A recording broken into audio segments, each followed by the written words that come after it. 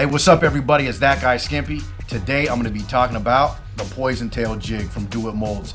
This is probably one of the most versatile jigs that Do It Molds offers. The reason I say it's so versatile is I have caught as many fish swimming this jig as I have flipping this jig. So if you're in the market for a new mold and you can't decide which you want, I would go with Poison Tail Jig. All right, let's take a closer look at it. All right, so here's the Poison Tail Jig. If you notice, it has, facial features in it. There's little indents where you can glue some eyes in there.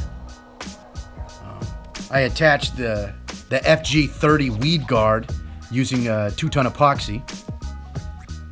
And if you notice, there is an extra wide gap hook for the Poison Tail. I really do believe you get a better hookup ratio with these kind of hooks. If I'm swimming it, I'll pour it with a straighter hook, but for the most part, I use these extra wide gap hooks. We're gonna go ahead and pour a couple of these, so I'll show you the molds. So there's actually two different types of molds. The first mold, it still has 3 cavities here. So there's an 1/8 ounce, a 1/4 ounce, and a 3/8 ounce.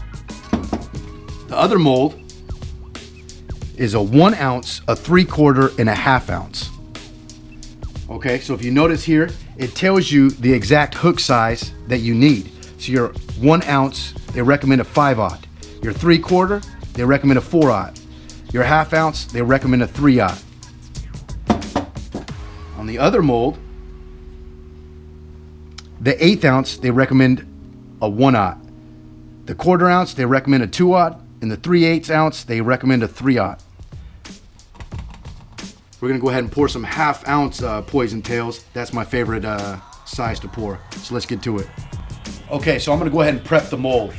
And what I do is I take a candle here.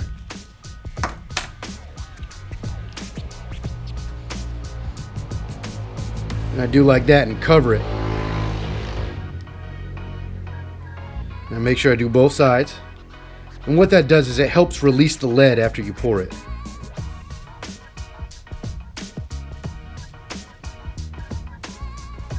See, it's nice and black. Okay, what else I do is I always put a little drop of oil here and here. I usually oil it every time I'm gonna do a big pour. And you can also open it here and put another drop inside here and here. And I'm just using real oil. Okay, so we're ready to rock. All right, so we're gonna go ahead and pour ourselves a 1/2 ounce Poison Tail Jig. If you notice right here, it recommends a 3/0 hook. I'm gonna go ahead and use a 4/0 hook. I like the larger hook for the 1/2 ounce.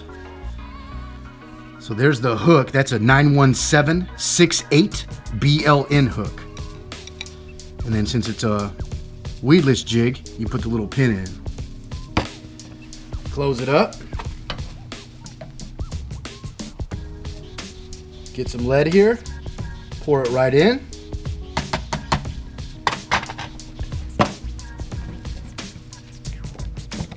There you are. So what I do with this is I just take some pliers, take that off, take out the pin, and there you go. File that down a little bit, clean it up. You have yourself a nice Poison Tail Jig.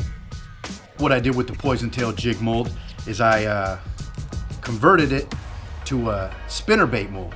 And so what we did is we just dremeled a little piece in there to accept the spinnerbait wire, and then now we're able to pour Poison Tail Jig spinnerbaits. I'll show you how to do that. So how we use the Poison Tail Jig mold to make spinnerbaits is we cut a little line here, if you notice, right by the eye. And now the wire can fit right there.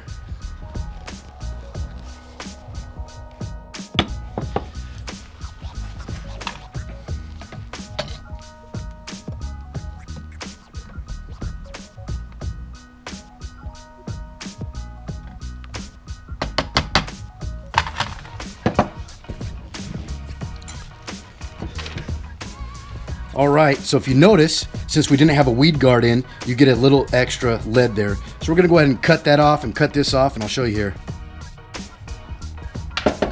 Okay, so there it is. And then that turns into this here.